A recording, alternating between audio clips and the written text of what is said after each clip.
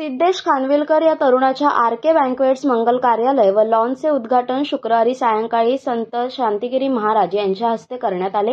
राजा कोकणचा या गार्डन रेस्टॉरंटला त्यांनी नवे रूप दिले आहे.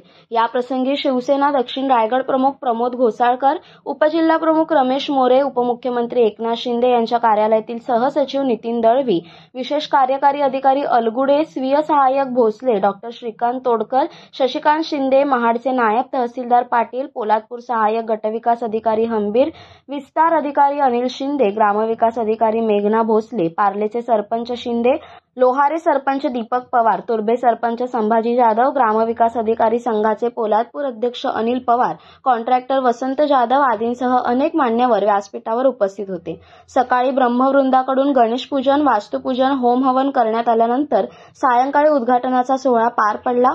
यावेळी शांतिगिरी महाराज सिद्धेश याचे वडील रमेश खानविलकर व परिवार यांच्या कार्याचे कौतुक करत रमेश यांनी राजाराम कॉलेजच्या माध्यमातून असंख्य विद्यार्थी या देशासाठी कर्तव्यदक्ष नागरिक म्हणून घडवले आहेत असे म्हणाले. तसेच शिवसेना दक्षिण रायगड प्रमुख प्रमोद घोसाळकर यांनी सिद्धेशला त्याच्या नवीन व्यवसायासाठी शुभेच्छा दिल्या.